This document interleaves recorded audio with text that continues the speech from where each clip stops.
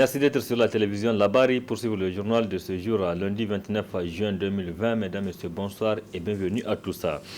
D'abord, cette brève des acteurs de la société civile nigérienne, à savoir Mike Munkela Halidou du SINASEF, également secrétaire général adjoint de la CNT, Michael Zodi et Moudi Moussa du mouvement Tournons de la page Niger, qui vont passer leur 104e jour nu de détention dans les maisons d'arrêt de Daïkaina, Walam et Kolo dans la région de Tilaberi. Ils ont été arrêtés à la suite de la manifestation pacifique du 15 mars 2020 contre le détournement de plusieurs milliards de francs CFA au ministère de la Défense nationale. Depuis leur arrestation, des voix s'élèvent au Niger et à l'international pour exiger leur libération.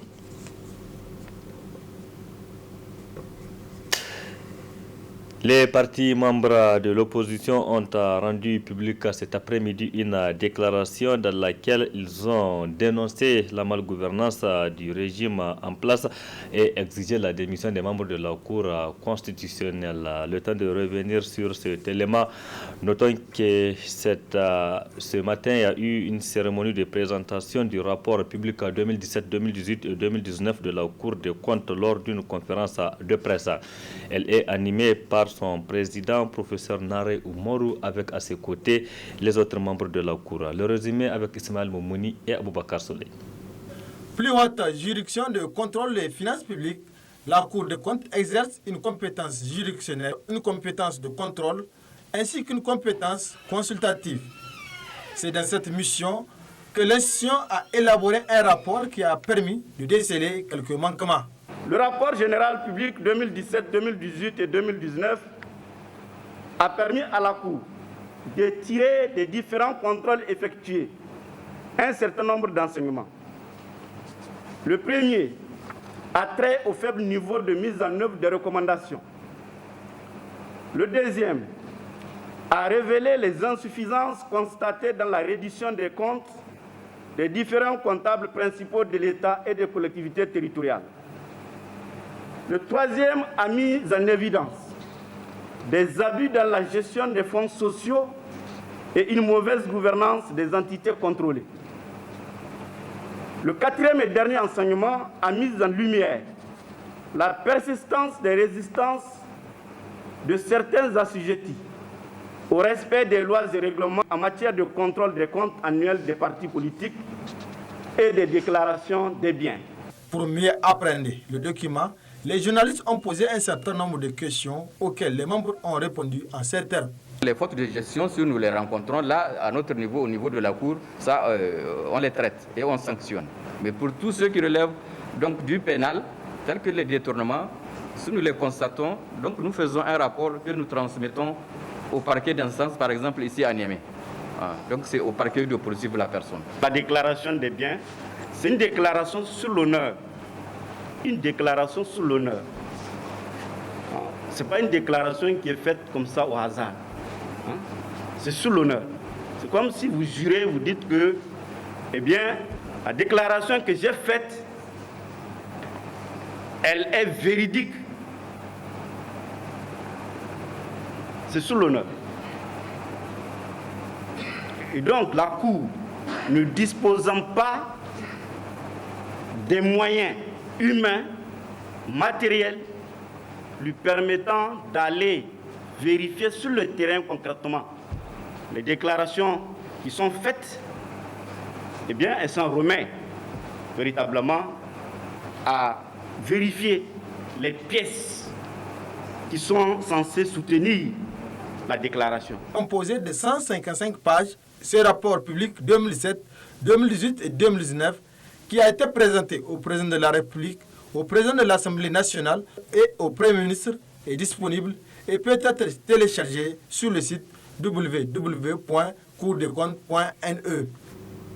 Direction région Agadez, précisément dans le département d'Arlit, où la coordination de la société civile de ce département s'inquiète des conséquences de la fermeture de la mine de la Cominac annoncée pour le 31 mars 2021. Déjà, la population de cette localité commence à sentir les conséquences, particulièrement dans le secteur de la santé, où l'hôpital de la Cominac ne reçoit plus les malades externes Donc, c'est-à-dire les habitants de cette ville même, c'est ce qui nous rapporte la coordination de la société civile d'Arlit dans un communiqué de presse qui résume Ismaël Momouni. Visiblement, les organisations de la société civile du département d'Arlit se mobilisent en crescendo pour exprimer leur inquiétude sur la situation socio-économique de la population d'Arlit, victime des conséquences d'exploitation des sites d'uranium, alors que la date de la fermeture de la Cominac est prévue pour le 21 mars prochain. Ainsi, après le premier communiqué sur la fermeture et le plan de réaménagement du site de la Cominac, Arlit le 27 mai dernier, la coordination de la société civile d'Arlit exprime de nouvelles inquiétudes sur la situation des centres de santé dans le département. D'abord, de la situation dans les hôpitaux des sociétés minières Cominac et Somaïr. Depuis l'annonce de la fermeture de la Cominac, l'hôpital de cette société ne reçoit plus les malades externes à la société. Quant à l'hôpital de la Somaïr, compte tenu des mesures prises à l'hôpital de la Cominac et le flux des malades, des mesures restrictives d'accès ont été prises avec l'arrivée de la crise sanitaire de la COVID-19. Les deux hôpitaux sont totalement inaccessibles à travers des mesures d'accès infranchissables et un désintéressement à l'accueil des malades. Cependant, on note une augmentation significative de soutien en matériel et médicaments des deux sociétés à l'hôpital du district d'Arlit, puis à l'hôpital de référence d'Arlit, malgré la mise à disposition d'un hôpital de référence aux populations par l'État, dont la construction de l'équipement a coûté près de 2 milliards, n'a jamais fonctionné et aujourd'hui en état de délabrement alors que sa réhabilitation est nécessaire. L'équipement destiné à cet hôpital a été dispersé dans la nature. Et enfin, à l'hôpital du district d'Arlit, malgré les soutiens des sociétés minières de la Cominac d'Arlit, des autres partenaires au développement, cet hôpital reste à l'ombre de lui-même. Les populations se plaignent de l'accueil, des soins, des examens du personnel, de la salubrité, du manque d'électricité, etc. On constate que la cour de l'hôpital ressemble à un cimetière des véhicules dont certains n'ont même pas pu servir 3 mois. Cette impression de chaos que l'on remarque dans ce centre nous interroge sur la gestion des investissements et autres appuis émanant des partenaires. Aujourd'hui, que l'après-mine s'annonce, l'hôpital du district d'Arlit doit en principe offrir aux populations toutes les spécialités médicales. Malheureusement, telle n'est pas la situation. Est-il possible et adéquat dans ces conditions de céder l'hôpital de la Cominac à la direction départementale de la santé d'Arlit? Enfin, la coordination de la société civile d'Arlit interpelle les autorités locales, régionales et nationales pour une prise en compte de cette situation dont certains mauvais aspects sont devenus coutumiers et structurels. À concrétiser les promesses faites aux populations visant à leur donner un cadre sanitaire adéquat. Invite le personnel de l'hôpital du district à plus de responsabilité, plus de considération pour la population et de la chose publique qui leur est confiée. Oui, Ismaël Momouni, les conséquences de la fermeture du site de la Cominac vont donc concerner presque tous les secteurs. Et c'est pourquoi l'acteur de la société civile nigérienne, Moussa Tchangari, demande au gouvernement de penser déjà à la pré-fermeture en prenant en compte notamment la situation des travailleurs. Suivez plutôt. L'épuisement des réserves qui ne permet plus la poursuite des activités opérationnelles, le coût d'exploitation très élevé et la forte baisse des prix de l'uranium sur le marché sont entre autres raisons qui ont conduit à cette fermeture selon le conseil d'administration de la Cominac. C'est une décision qui aura des conséquences pour des personnes qui risquent de perdre leur emploi et ce n'est pas très surprenant également. Je pense que Orano est en difficulté ici. Et Orano est même en difficulté au plan international et donc cherche à se dégager. Bon, maintenant, il faut que nous, on se saisisse de cette occasion pour peut-être chercher d'autres partenaires qui peuvent être intéressés et assurer la reprise de ces activités-là par d'autres. Parce que dans tous les cas, nous aussi, on n'est pas obligé de s'approcher à un seul partenaire. Ils veulent partir, ok, bon, ben, ils peuvent partir. Pour l'acteur de la société civile nigérienne, les autorités doivent penser déjà à l'après-fermeture, notamment l'essor des travailleurs, car les conséquences seront énormes. On souhaite que le gouvernement prenne au sérieux la question et qu'il essaye de voir quelle solution justement il faut trouver. Et puis, normalement, on devrait prendre des mesures pour que Orano ne puisse pas quitter comme ça, en abandonnant les gens à leur sort, etc. Il faut que les gens soient protégés. Ils peuvent partir s'ils veulent, mais il faut qu'ils partent tout en ayant assuré quelque chose pour les gens. Et donc ça, je pense que c'est l'État qui doit veiller à défendre un peu le sort des travailleurs, etc. S'assurer que ça se passe dans des conditions qui respectent au moins la réglementation en vigueur. J'estime que ça, c'est le minimum que l'État du Niger puisse faire.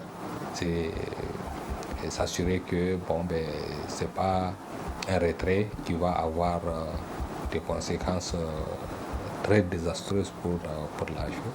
Mais c'est sûr que le retrait en soi, ça aura forcément des conséquences.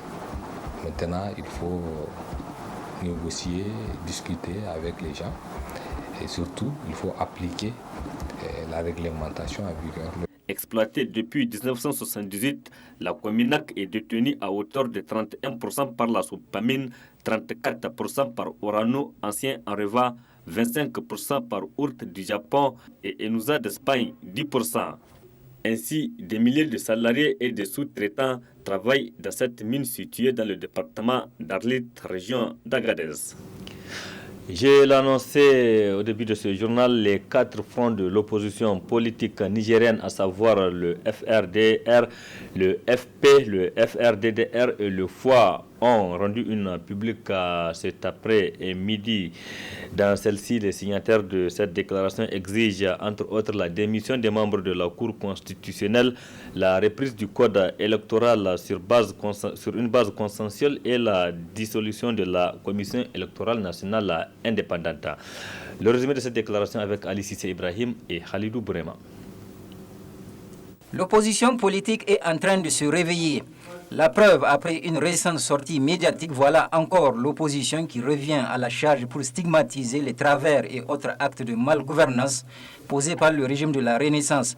Madame Bayard du Front de l'opposition indépendante le précise en ces termes. Tel un éléphant dans un magasin de porcelaine, il écrase tous les fondamentaux de l'État.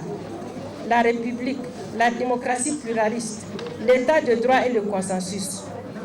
Comme il a remis en cause l'unité et la cohésion nationale, l'indépendance de la CENI, l'impartialité de la Cour constitutionnelle, les droits humains et les libertés fondamentales. Enfin, il renie les valeurs de civilisation sur lesquelles notre peuple fonde son existence. Les multiples forfaits politiques et innombrables scandales économiques et financiers font les choux gras des médias nationaux et internationaux et ont fini de discréditer le Niger. C'est dire donc que le PNDS Taraya et le pouvoir qu'il porte sont effectivement arrivés à faire les dégâts qu'aucun gouvernement n'a osé perpétrer nulle part dans le monde. D'autre part, il faut le rappeler, l'opposition politique qui refuse de siéger au sein du Conseil national du dialogue politique enfonce un peu plus le clou en exigeant la démission des membres de la Cour constitutionnelle et ceux de la Commission électorale nationale, tout en exigeant des élections locales dans les brefs délais, ainsi que la restauration du vote des Nigériens à l'étranger. L'opposition politique fustige, premièrement, l'instrumentalisation grossière de la Cour constitutionnelle et de la CENI. Deuxièmement, les manœuvres politico-judiciaires tendant à noyer le dossier d'audit du ministère de la Défense nationale comme tous les autres qui l'ont précédé.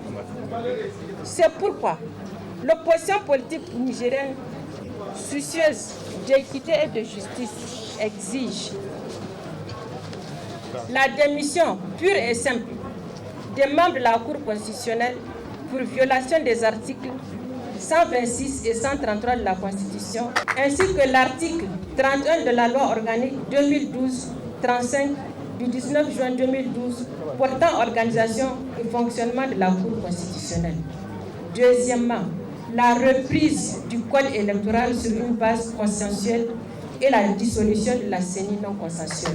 Troisièmement, la tenue dans les délais légaux des élections municipales et régionales. Quatrièmement et enfin, l'enrôlement des Nigériens de la diaspora conformément à l'unicité et à l'indivisibilité du peuple.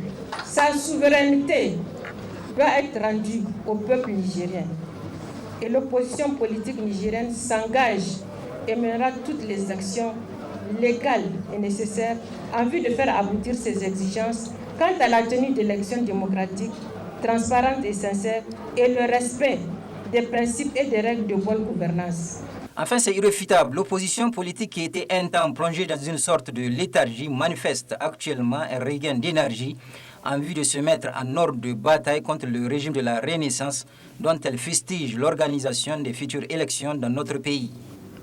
Politique encore. Le palais des sports, le palais du 29 juillet de Niamey a servi de cadre hier dimanche 28 juin 2020 pour les travaux du premier congrès statutaire couplé à celui d'investiture du candidat du parti PJP Doubara donc à l'élection présidentielle de 2020-2021. Un choix porté sur le général Salou Jubo à la grande satisfaction des congressistes. Le résumé du congrès avec Adam Soumana et Ibrahim Abdou.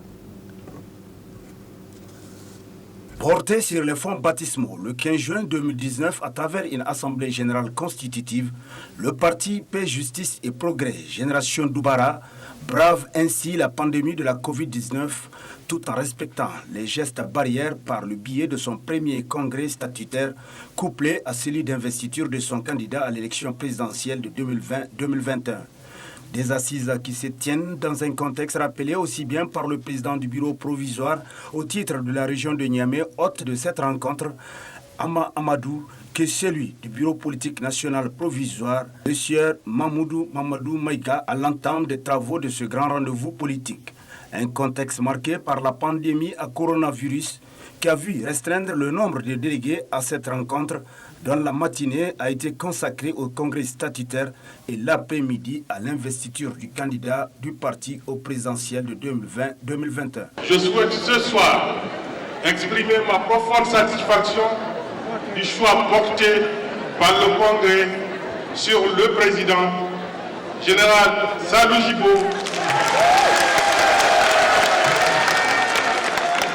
pour conduire notre parti Génération Doubara PJP et à travers lui nos valeurs communes à l'élection présidentielle de décembre 2020.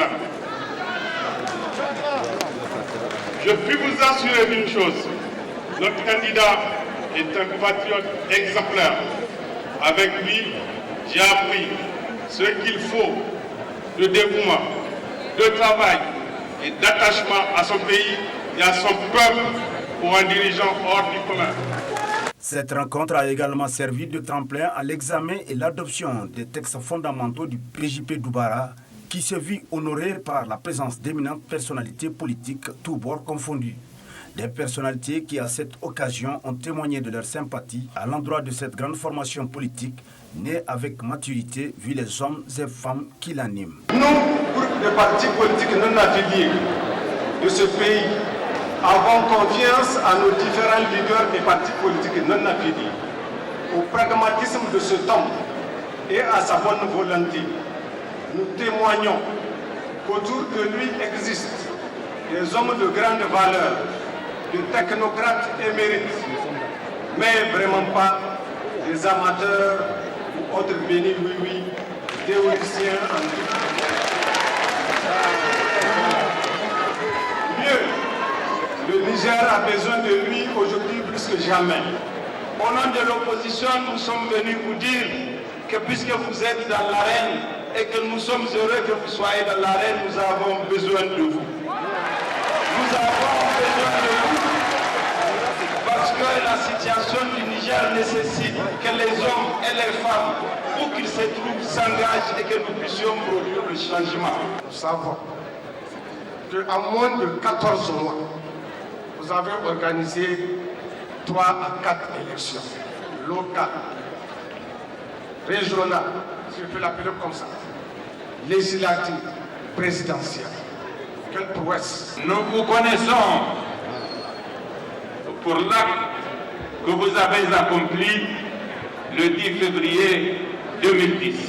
Mais plus que cela, ce que nous connaissons de vous et ce que nous avons apprécié particulièrement, c'est aussi la façon très digne avec laquelle vous vous êtes comporté dans la conduite des affaires de l'État pendant la période de transition que vous vous êtes donnée pour mettre notre pays sur le rail de la démocratie.